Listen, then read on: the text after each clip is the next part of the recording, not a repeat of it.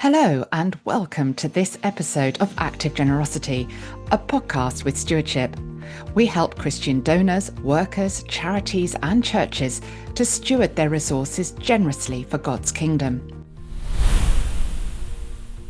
Joining me on the podcast today is Vicki Smith, CEO of Growing Hope, a stewardship charity partner that champions accessibility widely across the UK and sets up clinics in partnership with local churches. Growing Hope provides free therapy for children and young people with additional needs, as well as support for their families. Vicki has been part of Growing Hope for 4 years, stepping into the role of CEO at the start of 2025. Her previous charity sector experience includes time with the NSPCC and intergenerational music making, and she's always had a particular passion for working to support vulnerable children and their families. Prior to this, she took some time out of paid work to focus on raising a family with her husband, Jonathan, and they have 2 boys, now teenagers. Vicki had a career working in the events industry before starting her family and originally trained as a singer at music college, holding a degree in music. Vicki, a very warm welcome, literally, because as we record today, we're in the middle of quite the heat wave here in the UK. So let's hope we don't glow too much as the conversation proceeds. Really excited for our conversation today. We met at the Everything Conference a little earlier in the year. That in itself is a whole separate story we won't bore our listeners with, but it was a wonderful God moment meeting you. And yeah, I'm excited for our conversation today. So let's start with your current passion, which is obviously Growing Hope in terms of work at any rate. And I know you're going to be celebrating Growing Hope's first decade next year. Mm-hmm. So I can imagine it's been quite a journey for the charity. Can you tell us a little bit how the charity got started and a little of its story since then? Absolutely. Thank you, Ruth. And thank you for the lovely warm welcome, as you say, a little bit warm today, but we will do our best in the temperatures. Absolutely. So Growing Hope, amazing charity that was founded 8 years ago, coming up for 9 years. And as you say, we'll be celebrating 10 years next year at the end of 2027. Growing Hope was founded by Naomi Fox, who is a paediatric occupational therapist. And so for those who don't know what an occupational therapist does, in their day-to-day, they really look at anything that a child or a young person finds difficult, challenges that they're facing in everyday life, and they help them to find strategies to overcome those challenges in a nutshell. So Naomi had been working as an OT in private practice, and one of the things that sort of really struck her when she was working in the private practice was there was a particular family who literally had bailiffs knocking on their door, but were still spending money on accessing private therapy for their children because of the situation they were in. They were so desperate for support. That was the length they would go to in terms of their money, even when they were in such debt in the background. And then the second really kind of core part of why Growing Hope came to be was that Naomi had spent some time in Thailand and in India working there. And it was there that she had actually seen the church stepping into healthcare in a way that in the UK we haven't done for many years. Historically we have done, but in more recent times, not so much. And both of those things really kind of inspired Naomi, and actually she felt God calling her to do something about this. And she had this vision of the UK, map of the UK, and she had this kind of vision of little lights popping up all across the UK. And she saw those as what would then become the future Growing Hope clinics that I'll talk more about.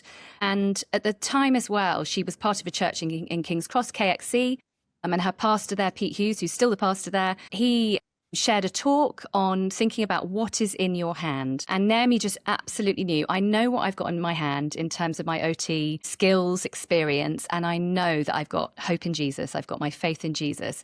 And she just felt this real compulsion and call from God to put those two things together. And so Growing Hope was founded at that point, and the first clinic started at KXC in 2017. Naomi has an amazing kind of visionary entrepreneurial spirit that gave her the foresight at the time to also set up the national charity, Growing Hope National. So first clinic, but then knowing that this was wider than one clinic, wanting to see it happen across the UK. So the vision has really kind of always been very simple, and it remains that it's about bringing hope to children, hope to families, and hope in Jesus, sharing that hope in Jesus that we have as Christians. So the next clinics followed fairly quickly in 2020. And COVID, that was certainly challenging for Naomi and the team at the time. and in 2021, and they're in Southeast London, Brockley, and in High Wycombe. So then my sort of introduction to Growing Hope is about 4 years ago, or just over 4 years ago. I had come across Growing Hope. I felt hugely inspired by the journey that Naomi had taken the charity on so far. And the vision of Growing Hope just totally aligned with much of what I felt God had been calling me into for quite some time. There had been a really key moment for me several years before this, in kind of early, or actually even before I had my children, actually it was. I was at a women's conference. And I felt God really clearly say to me through the lyrics of a worship song, the cross before me, the world behind me, no turning back, no turning back. Some of you will probably be familiar with that and be singing it in your heads. Yeah, beautiful song. Yeah, absolutely. And I totally felt at that moment that God was calling me away from that previous career in the events industry into something that felt possibly sort of kingdom focus. I wondered, am I going to be working for the church? What does this mean for me?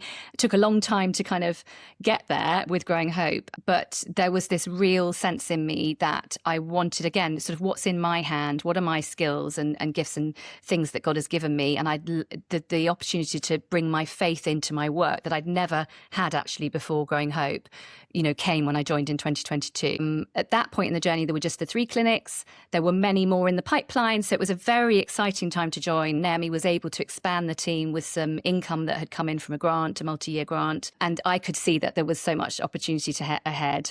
So kind of fast forwarding quickly to today, we've now got 9 local clinics set up across the UK. Not all of those are operating right now. We're in the stage of recruiting for some of them currently.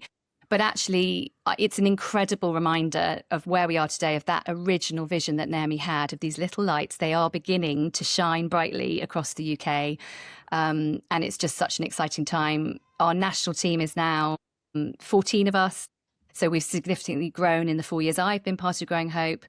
And then just alongside the clinics, which offer free therapy to children with additional needs, and they're set up in partnership with a local church. The other part of our work is really looking, as you mentioned in the intro, about championing accessibility. And that's about equipping the church to be welcoming spaces for all. So places where everyone can be, we talk about everyone being seen, heard, and able to belong and join in. And in the 4 years I've been in Growing Hope, we've developed an accessibility award as well. So we can help churches to think about what they're doing well, what they could improve on. And then the last thing to say on this is we've just embarked on an exciting project with the Church of England. A 3-year project where we'll be working in 6 dioceses, just really enabling us to expand the training and the award, helping us to reach even more churches. So we're hoping that the trajectory is that we would reach over 800 churches in the next 3 years. So it's just super exciting to be part of Growing Hope's story at this, particular point in time. Oh, thank you, Vicki. That's such a beautiful God story. And as you say, super exciting because clearly, I get this sense that you're on this trajectory that's very much upwards, really about to take off, really going for that expansion across the UK. And as you described that vision of the little lights coming on, that's a very powerful image that really is there in my mind. So I absolutely love that. And clearly, the Christian ethos of the charity is fundamental. So that leads me on to my next question. I'm curious to hear from you how, as CEO, you've got this role of being at the helm, quite a responsibility. How do you incorporate your Christian values personally into the work of Growing Hope? And perhaps you could speak a little bit as well into how you're sort of leaning into those values as you develop the charity's culture as well, with a Christ-centered focus.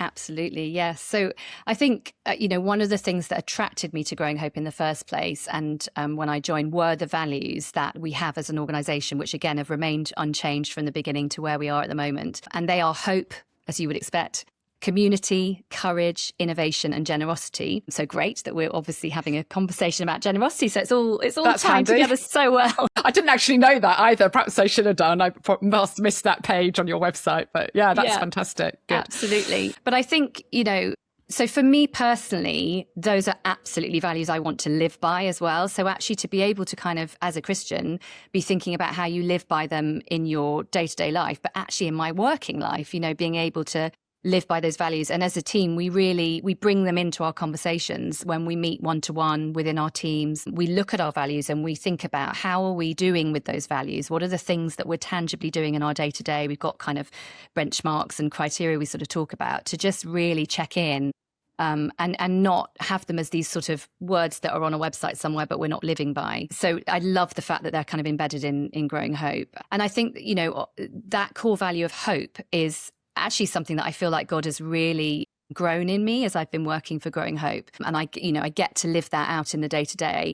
So for me, when I think about what hope means, I think it's about knowing that whatever comes our way, whatever circumstance we're in, that we have as Christians an eternal perspective, that this is not the end of the story. This is just a moment in time, isn't it? And so I think for me, even when there have inevitably been challenges and tough things that I've gone through in my life, that, personally, but also in work sort of scenarios, I feel like hope gives me a kind of deep-rooted peace and this sort of hopefulness that actually still in the hard moments that God is there, that he's holding me, that there is that eternal promise, eternal life, eternal perspective. And I think I'm mindful of that with us as a team, that I want us to be a hope-filled team.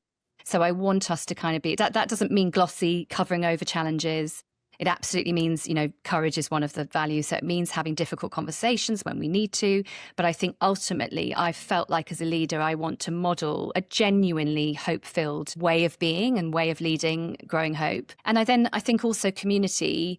For me, I think, again, being a Christian, we're often part of communities, churches that often have a huge diversity of people. Certainly, I live in Southeast London and our church is incredible in its diversity of age, stage, socioeconomically, ethnically. We are really diverse. And where else do you have that kind of picture of the kingdom of heaven, in churches where we see that? And it's about, that idea of community kind of all being together, all supporting one another, even though we're really different. And that's something that we really try to bring into Growing Hope. So the way that we think about building community with the families that we serve and that we work with, and how we bring in hope as well, is that in every clinic, when a child and family comes in for therapy, they are always offered the opportunity to pray. And they're always offered an invitation into church as well, because the clinic will be part of and usually in the church building or linked to it. And so that privilege and that opportunity to come alongside families who may have no faith, a different faith, that's okay. We're welcoming to all. But our therapists, who are all Christians, are able to just offer that moment of hope as they say, look, is there anything I could pray with you about today? And if there's, interest there, you're so welcome on a Sunday. You'll be able to come along to church and there'll be a team here who can welcome you and your child, whatever their needs are. So I think, drawing out hope and community is super important. And I think the one that I just add personally for me and that I sort of want to really live out is integrity. So for me, I think that's probably one of my highest values. And I think my team would agree with that. And hopefully if they're listening, they're nodding along that, yes, we think Vicki tries to act with integrity. It's really important to me to bring truth and honesty and integrity to everything that I do personally. And therefore, when I'm in my day-to-day at Growing Hope, I really want the foundation of integrity to be there. And I saw that in Naomi. Again, I saw a person of integrity who had built something incredible, from a really young age, actually. Again, as I said, so entrepreneurial in the way she, approached setting this up. I could see integrity was there from the start. And that's something, I guess, as I've taken the baton on and become CEO, I just really want to build on the strong foundations that were there, and where integrity has been at the heart, I want it to stay at the heart of, what I'm doing and what Growing Hope are doing. There's so much richness in what you've just shared, Vicki, and I'm sure there's much in there that will be encouraging people as they've listened. For me, in particular, I love what you said about hope, that really wonderful reminder that we have eternal hope. And that just really puts all the challenges, real and demanding as they can be, into perspective as we walk our day to day. And, one of those God moments, I've literally just earlier this morning been co-presenting with a colleague. We're leaning into different aspects of our culture at Stewardship this year, and we're focusing on trust and transparency. So the whole piece about integrity came up as well. Amazing. So yeah, really, really good affirmation. And I also am very encouraged to hear that, while on the one hand, there's a very practical application to the charity's work, meeting very real needs on the ground, there's absolute courage in also sharing our faith as well, and not worrying about how that might be received. So that's all incredibly encouraging. And as you were talking, you touched, I could see the joy in your face as you were sharing, but you also touched on the challenges that can come. And yeah, I wonder whether you could perhaps share, you've probably got so many examples you could pull on, but maybe just one or two examples where, yes, you see the joys, but you also do see the challenges in trying to walk out that generous spirit in your leadership. Yeah, absolutely. Yeah, thank you. Yeah, I think the joy and the challenge are kind of linked when I think about this, of, sort of how to be generous in my leadership. I think one of the things that's important that I've recognized as I've kind of built the team and worked with the team is that we definitely, especially as a small charity, we cannot do what we do without every single person playing their part. And that's from, bookkeeping and accounting through to fundraising, through to communications, to the therapists who are what I call, on the front line. They're the ones seeing children and families, and they're enabling that, kind of life transformation to happen. So I think sort of modeling generosity as an organization to me does mean recognizing and telling people, daily encouraging people that your part is really significant, even if you are, in the national office on a laptop and you're not on the front line. You're enabling that therapist to have that session with that particular child and that family at that very moment. And without you, we can't do what we do. So I think generosity comes into that by making time to see people, to listen to people, to encourage them, to respond when they feel a challenge or they're not happy about something, or, something is they're finding difficult in their role. But I think then going back to the question you've asked about the challenge, I think it is related to this. And I think most small charity leaders would kind of say the same, that we are often really stretched, and we're stretched across so many different areas. And the juggle is real, so you're sort of going from one thing to the next, and they could look like completely different scenarios across the day and how the diary fills up. And so I think the personal challenge to me is just how busy I can get. And then how does that mean then I'm not approachable, or I'm not available for people, and I don't want to be unavailable, and I don't want to be unapproachable. So I think that's it's linked. It's kind of, how do I manage my time? How do I make time for people who are the most important thing for Growing Hope? In one way, growth and, strategic vision and direction, of course, we want to be thinking about as a leadership team, but actually the people do matter the most, because without the people, we can't do the growth. We can't go anywhere. So I think that for me is the challenge I'm always faced with, is how to build in time to really come alongside people, championing them, in what they're doing in the day-to-day. And just particularly when they are probably finding the role tough, or they also are at capacity. Actually, everybody on our team is pretty stretched right now. So recognizing that, and I think, again, probably most charity leaders might say the same, I don't know that I've got that right all the time, but I do know that it's in my mind, and something that I sort of regularly challenge myself on is to sort of think about, am I making time for the people? Am I listening to them on what is working well or not working well? And I would say as well, my colleagues model that for me. I mean, they are super generous. They are super generous in the way they give to their roles and what they do. But they model it to me in that they give me time, and they notice me, and they encourage me. And that just, that goes a long way. I'm so grateful for each of them. I'm sure many listening will relate to that challenge you described. I mean, as a CEO, I can imagine it's particularly true, but a lot of us are juggling, aren't we? And we want to be in the right way, but then we get busy and we get stressed. So just briefly, have you got any particular encouragements for people? Like, what's your go-to when you feel, the weight of it all, perhaps the overwhelm is real? Yeah. Well, I think it is Jesus. I think Jesus is my go-to, in those moments of, I don't know if I can do today. I'm not sure if I've got it in me to do this juggle today. I think it is stopping and acknowledging that, and that's okay, and then just saying, actually, I trust you, Jesus, you'll give me what I need. We talk a lot as a team about, God really providing what we need when we need it. And we've talked about that a lot in financial terms, provision. But actually, I think personally as well, we talk about that as, he will give us what we need when we need it. I think other sort of go-to. So one of the lovely things I have is an external prayer group who actually I'm meeting with later today. So that's a joy. I can tell them all about this conversation. And they are all people who are, not connected with Growing Hope day to day, but just come alongside me as CEO to pray into what we're doing and to pray for me and for the team. And I will bring, the honest, raw and real challenges, as well as the sort of the highs and the joys. So that's an amazing tool, I suppose, that I've got. And otherwise, I think it's about being honest with the team about time and, prioritizing well and saying, actually, do I need to say no to some stuff to make some more room in the diary for team members, and being wise about that.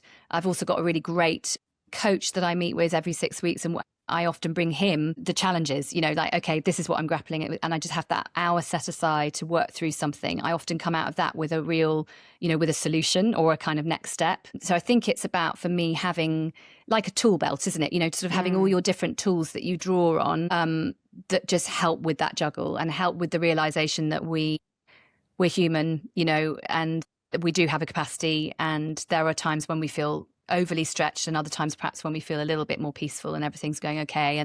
But being able to draw on those tools when you need it in the sort of, the ups and downs of the role, I think is really important to me. I'm hearing a lot about community, not going it alone. Working these things out with God, with others, which I love. Now, let's pivot slightly in the conversation. You mentioned fundraising, and like every charity, your work will be going hand in hand with that, because obviously the raw reality is you need funds to grow. So I imagine along the way, in your last 4 years or so with the charity, you've witnessed some powerful examples of generosity. Are there one or two that stand out in your memory?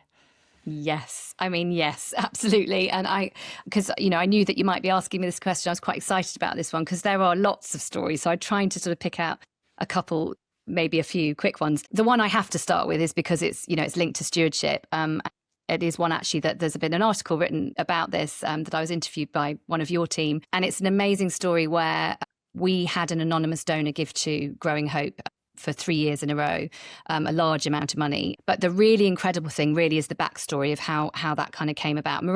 Honestly, miraculously. So probably about 6 months before we got the news about that donor, one of our team at the time, who's no longer with Growing Hope, but was the finance officer at the time, on one of our team sort of days where we'd gathered together to do different things, we had said to each other, or one of the activities we were doing was about asking ourselves, what's the immeasurably more that we're asking God to do?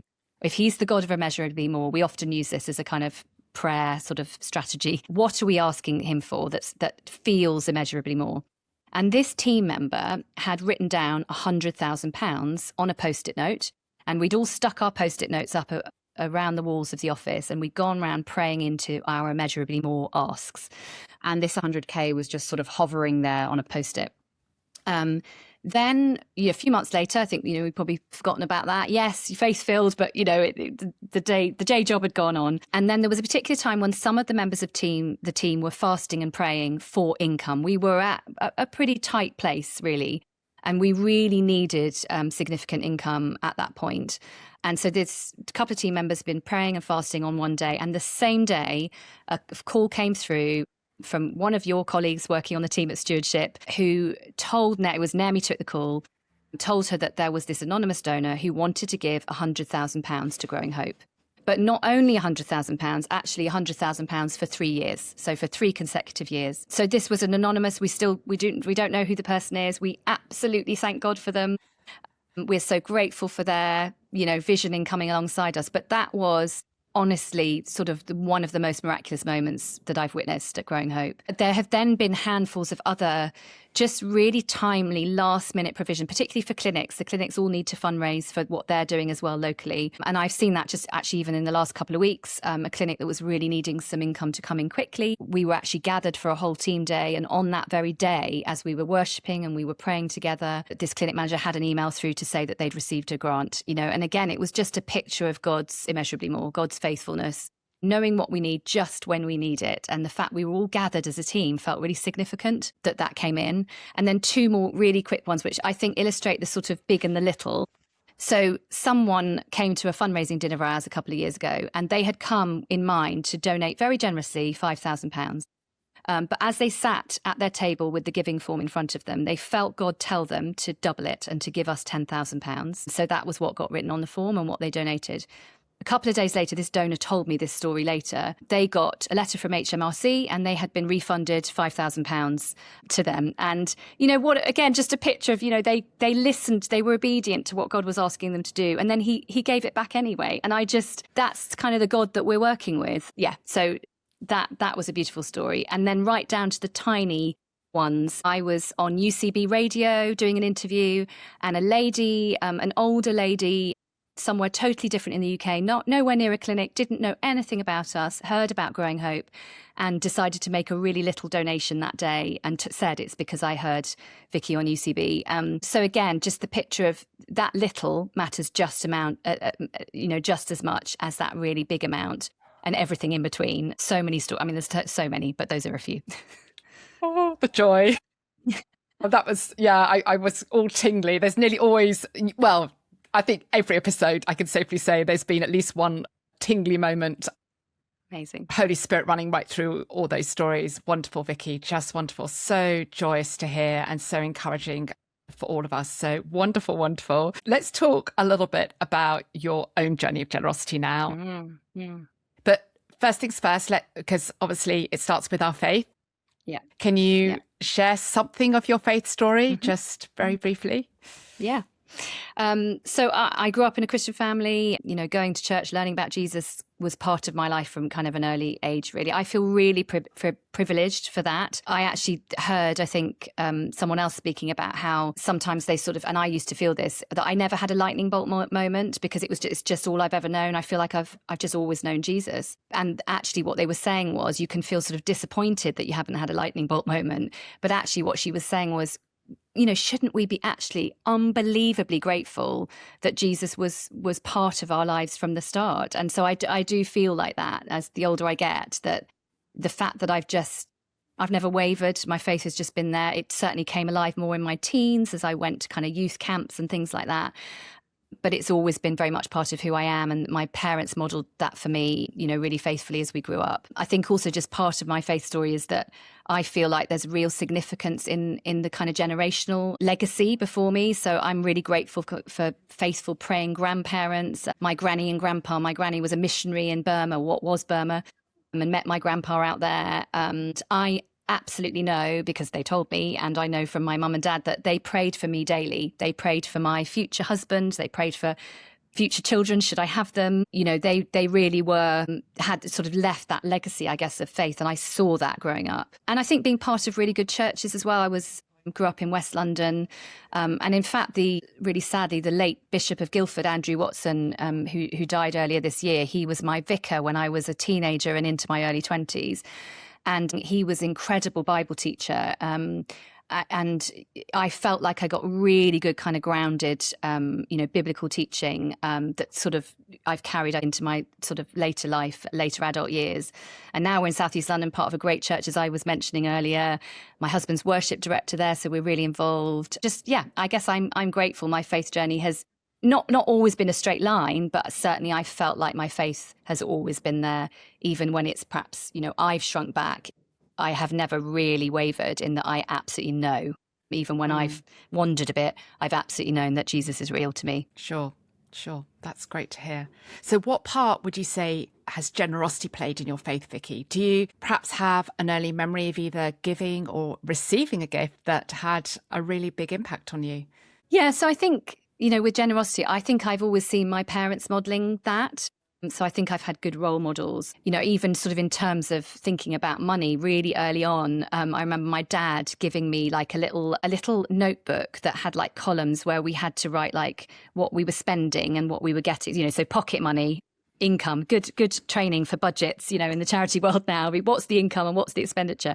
So he was actually trained as an accountant. So I had that sort of understanding a little bit of what it means to kind of have income and then what you do with it and give it away or what you spend it on. I think also with my mum and dad, I think I know they were really generous, but I think as I've grown up, I've realised there was quite a lot of unseen and unspoken about generosity that I now know, but I didn't know as a child or as a teen. So there was a real humility, I think, in the way that they gave, that they did it quietly. And I've really learnt that from them, that we don't need to be shouting about what we give. It is about us and God and what he's asking us to do. Yeah, so I think I've had that modelled very well. For me, when a gift has had the biggest impact is when I've known that it's really cost someone something. So not necessarily in money terms even, but actually with their time or their generosity in phoning me when I was in a bad place, or, coming round with a bunch of flowers when something had happened. Those sort of moments are things that I think I remember from friends and people who've really supported me. But one story that comes to mind, which isn't my story, but it came to mind in thinking about this sort of picture of what it means to be generous, is a clinic story. So there's a little girl called Eden who was coming for OT sessions at our clinic in Southampton, and she, a few weeks into the session, came kind of bounding in and told Sarah, who's the OT there, she'd been making loom bands, like those sort of little bracelets that little girls like to make. And she'd been making loom bands and selling them to her friends at school. And she had made £6. And she came bounding in and said to Sarah, I want to give the £6 to Growing Hope Solent because I want other children to have what I've had in you helping me with what I've got going on in life. And I love that story because it's a reflection, isn't it, of, the story in the Bible of the widow's mite. That little girl, Eden, she gave what she could in what was in her hand. It wasn't about the amount, it was about her heart to give. And that just inspired and moved me. You're very much leaning into that wider biblical concept of stewardship now. So, Vicki, could you just talk a little bit about that, how that understanding of stewardship that we come to read about in the Bible, how does that influence your thoughts about generosity and maybe fed you on your journey actually through the years?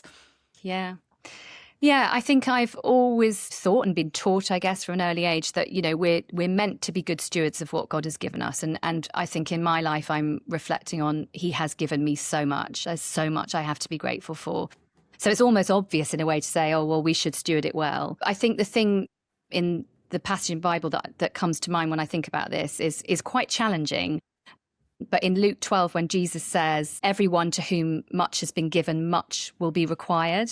I've thought about that a lot over the years because I feel like growing up, we had a lot. And that kind of, that moment of, okay, a lot is expected. You've been given a lot. God has given you a lot. What is expected of you to do with that?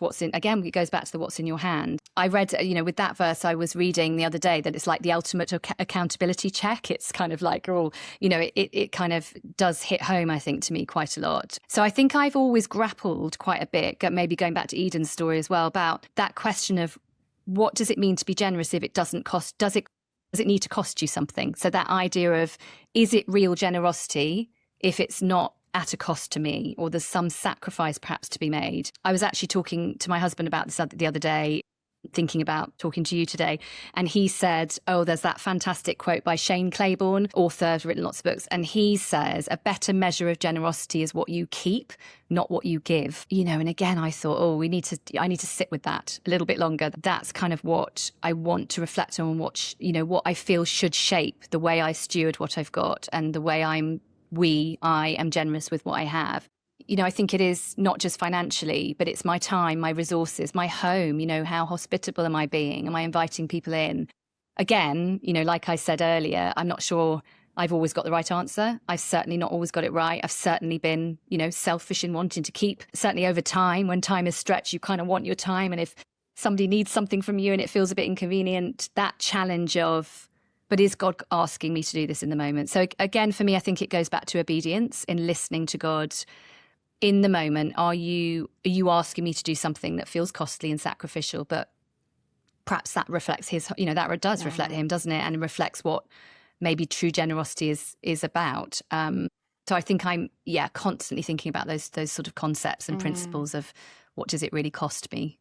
And that leads beautifully on actually to my next question. So we're all in the same boat in terms of grappling with rising cost of living, right? There's nothing new about this. And we see it every time we go to the shops, every time a bill lands. Obviously, some of us are better able to meet those rising costs than others. But the question I wanted to ask was, people listening may well be really struggling to make ends meet, still wanting to be generous.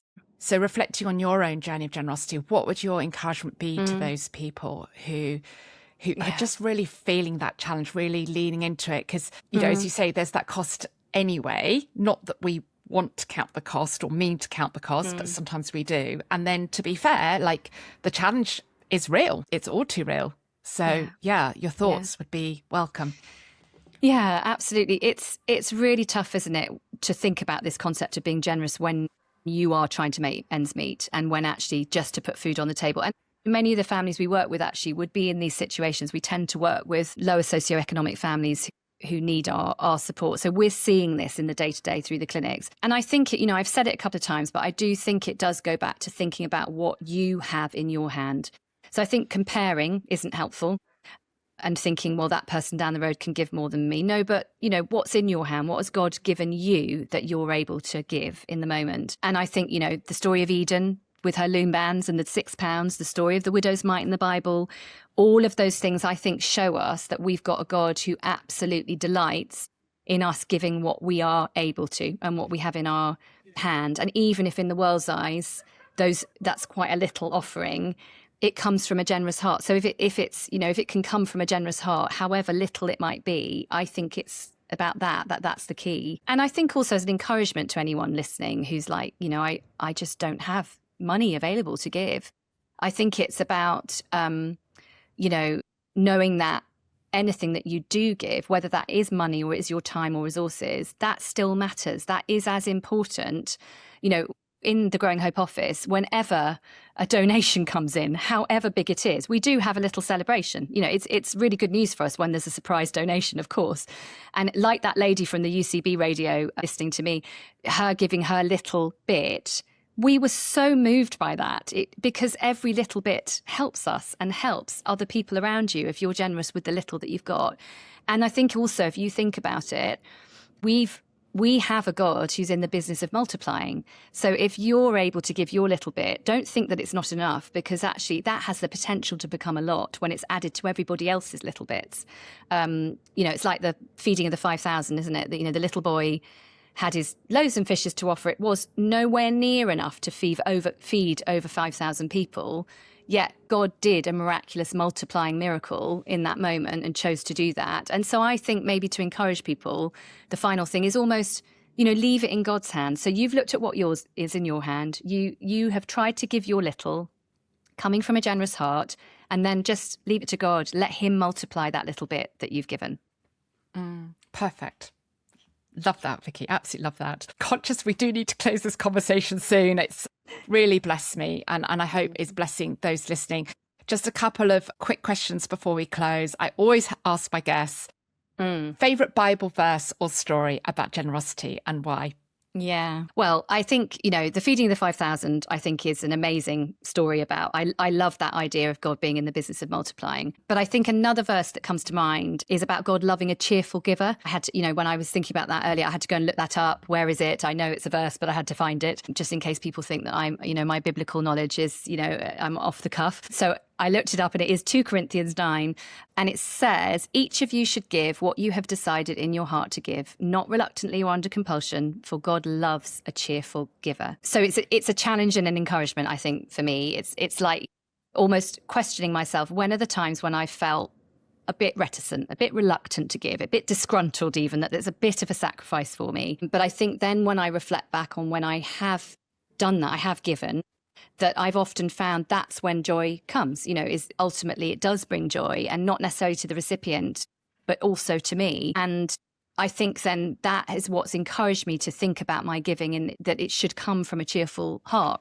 Because actually, if I reflect on what God's done for me, and I think this is really what it comes back to, that if we have an understanding and awareness of the sacrifice that God made by sending Jesus, then surely anything that we give back, because none of it is ours, it's all his, we can do with a cheerful heart because of what he's done for us.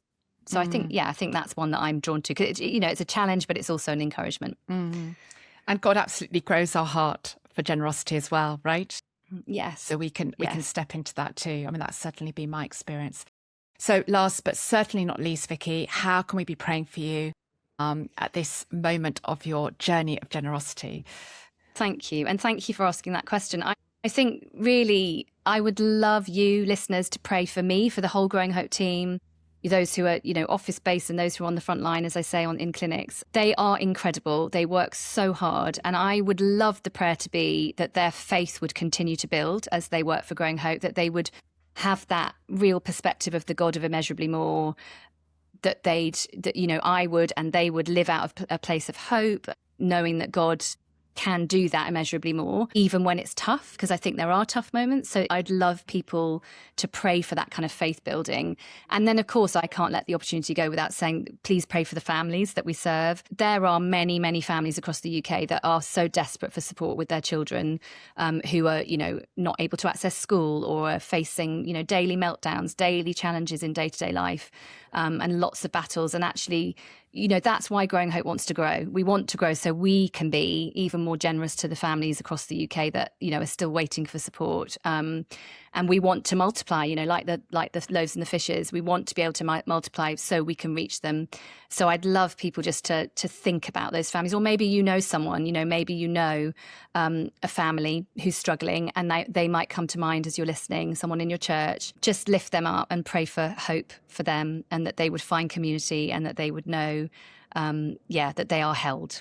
Thank you for those prayer requests. We'll certainly include those in the show notes. And please, let's all be joining together in prayer for Vicki and the team, and for the important work that Growing Hope is doing in the UK. Vicki, thank you so much. Sorry we've run on a little bit, but it's been such a blessing. We are out of time, but yes, massive thank you for your time today. I've really enjoyed our time together, and I'm feeling really blessed and encouraged, as I hope you do too. And to our listeners and viewers, thank you as well for joining us. And remember, please, in addition to all the usual podcast platforms, you can now access this podcast in the Journey tab on our Giving app. And the link to download that is in our show notes. Please keep sharing this podcast with others, and please take a moment to leave us a review. Until next month, goodbye. You've been listening to Active Generosity, a podcast with stewardship. If you enjoyed this episode, you can subscribe via the show notes, where you'll also find information on how we support our donors and the many charities, churches, and Christian workers who are our partners. Positive reviews and shares to your network are all very welcome. See you next month.